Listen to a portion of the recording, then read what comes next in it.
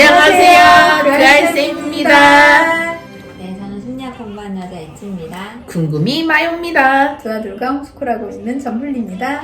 네, 오늘은 정말 거리 시리즈네요.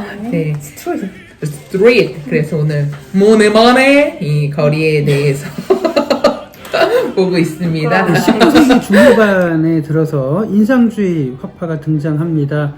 기존의 화가들이 주류를 차지했다면 주류에 들지 못했던 소위 말하는 루저 화가들이 가치를 인정받기 시작하면서 등단했던 이 화가들인데요. 대표적으로 마네, 모네 이런 화가들이 있습니다. 저는 어렸을 때 마네, 모네가 한 사람인 줄 알았는데 알고 보니까 클로드 모네, 에두아르 마네 이런 화가들이었습니다. 1878년도에 프랑스 파리는 어떤 모습이었을까? 그때는 세계 만국 박람 회의를 개최하면서 굉장히 세계 중심적인 그러한 도시가 바로 프랑스 파리였습니다. 에펠탑이 세워지고 도시가 개선이 되고 개발이 됐던 그때가 바로 1878년이었어요. 그런데 이때 프랑스 파리의 모습을 그렸던 대표적인 화가가 이제 마네의 그림 그리고 모네의 그림이었습니다. 모네는 이제 빛의 한순간을 포착을 해서 자신이 나름대로 해석을 해서 그 인상을 표현한 화가였어요. 그래서 빛에 반사되는 이런 순간을 포착한 그림으로 유명하죠. 모네는 그러한 한순간에 프랑스 파리의 모습을 그렸다면 에두아르 마네는 모네하고는 조금 다른 그림을 추구했습니다. 현상 속에서 보이는 인간의 소외 현상들 아니면 인간의 연약한 부분들, 슬픔 이런 부분들을 좀 많이 표현을 했던 화가였어요. 그래서 똑같이 1878년도를 보더라도 모네의 눈에는 프랑스 국기가 나부끼고 세계 중심으로 도약하는 프랑스의 화려한 면모가 표현이 됐죠. 이 그림을 보시면 온통 세 가지 색깔의 국기, 삼색기라고 하죠.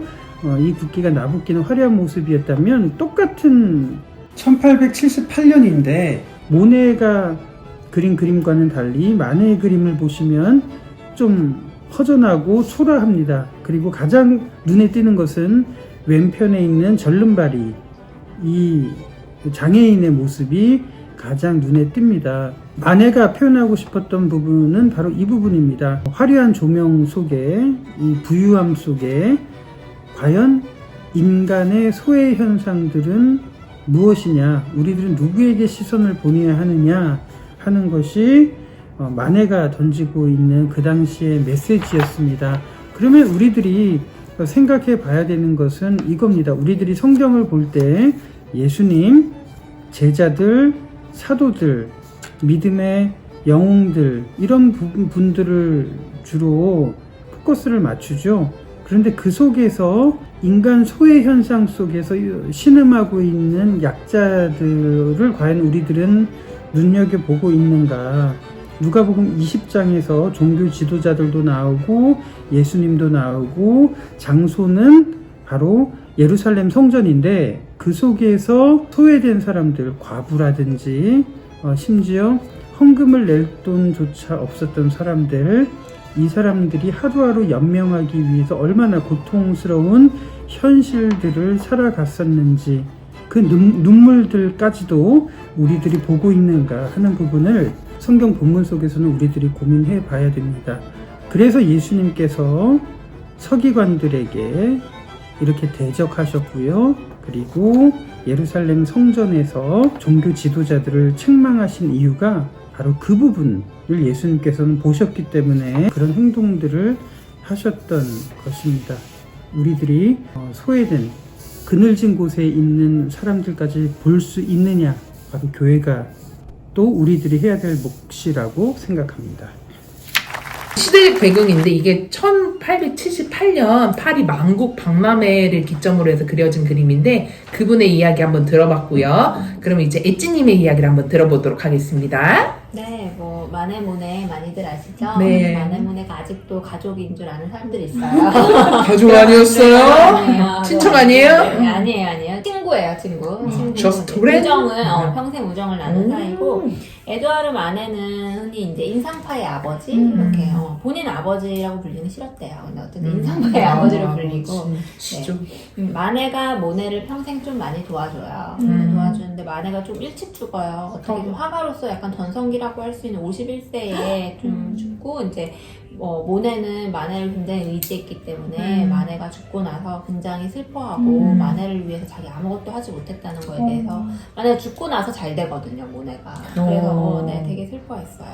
그래서 둘은 서로를 그려준 그림도 있고 마네가 모네의 초상화도 그려주고 이 그림도 같은 시기에 이제 비슷한 상황을 그리죠. 마네는 이제 인상파의 시작이잖아요, 거의. 이 시기부터 이제 사진기가 굉장히 발달을 했기 때문에 화가들이 이제 다른 방식으로 표현을 하는 것을 이제 찾아가기 시작해요. 그중에 이제 마네와 모네는 인상주의에 빠지게 되는데 그 빛이 비치는 그 찰나의 순간, 생동감 넘치는 그 인상, 느낌을 그리기 시작했고요.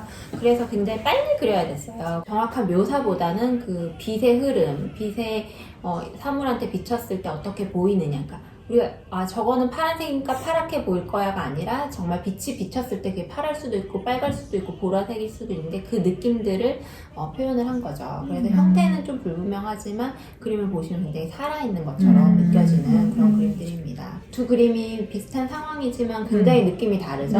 네.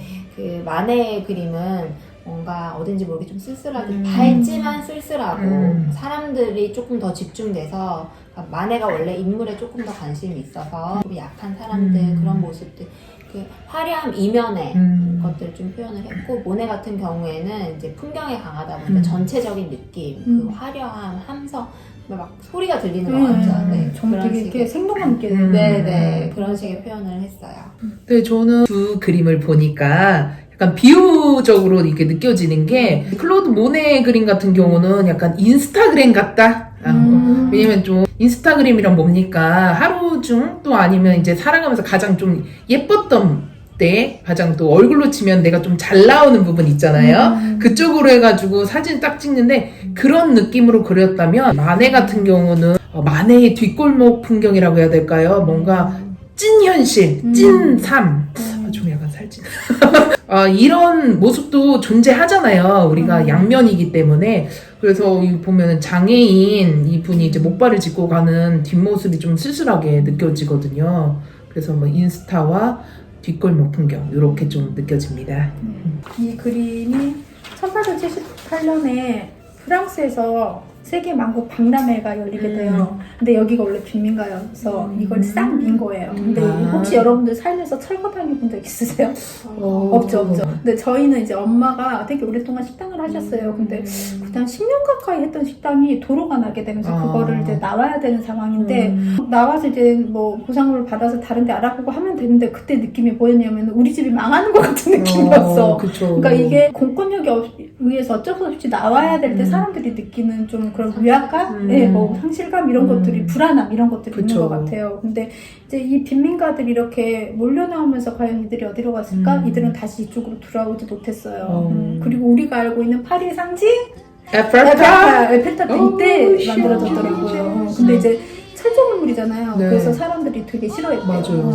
그 권위자 그 이제 흉물스럽다고 그 당시에. 맞아요. 예. 그리고 또 위험하다. 그래서 그거를 지을 때 굉장히 안전에 많이 신경 쓰고 20년 있다가 철거하는 조건으로 지었다고 하더라고요. 상관없는 얘기. 그렇군요. 그러니까 네. 굉장히 세계적인 이런 박람회가 열리면서 지금까지도 이렇게 대표적으로 보일 수 있는 그런 에펠탑이 세워지고 이러한 거리들이 생기고 했는데 분명히 여기에서는 어둠에 존재하는 삶들이 있었다라는 거죠. 그러면서 GBS에서 그게 나와요. 아파트 이제 부동산이 나오는데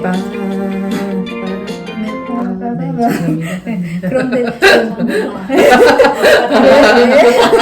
그래 너무 싶네.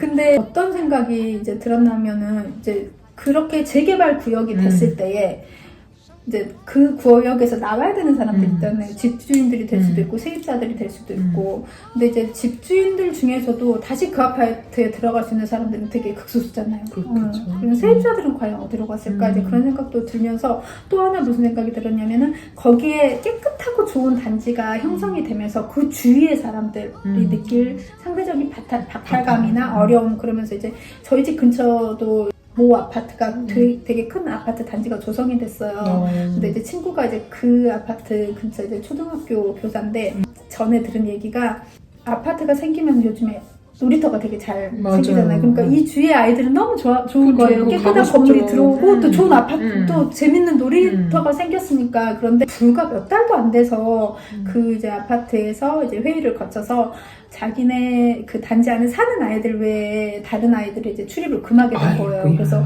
되게 아이들이 상처를 받았다 그 야박스럽네. 얘기를 하더라고요. 아이고. 그러면서 그 아이들이나 부모들이 그때 받았을 그런 마음의 상처는 전에 듣는 사람도 되게 속상했는데 그러네요. 어땠을까라는 그런 생각들이 들더라고요. 저희가 요즘 이제 신명기 말씀을 보고 있는데 희년에 대해서 얘기를 하셔요. 그러면서 너희가 7년째 되는 해에는 땅도 다시 돌려주고 원주인에게, 그리고 빚을 탕감해줘라 라고 얘기를 하면서, 근데 6년째 니네가 내년이 희년이니까 어려운 사람이 와서 빌려달라고 했는데 희년을 생각해서 안 빌려주는 거는 하나님의 죄라고 얘기를 하시더라고요.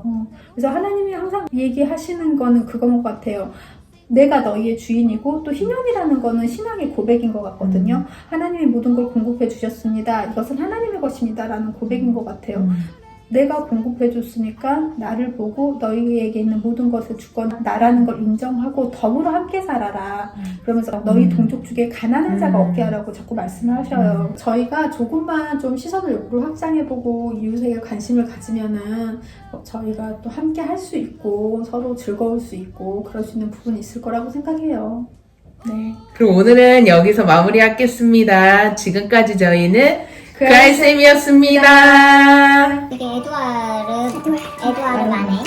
그러면 그리고 클로드 오스카 모네. 오스카! 클로드 오스카 모네. 네. 마네였는데 둘이 가족인 줄 아는 사람이 아직도 있어요. 아니에요. 마네 인상파의 아버지죠. 아버지라고 보면 싫어했대요. 인상파의 아버지. 어머니 하고 싶은데? 마네부터 이제 인상파를 시작을 했는데 이때 사진이 나오기 시작해가지고 마네부터 인상 네, 마네가 선배예요. 네.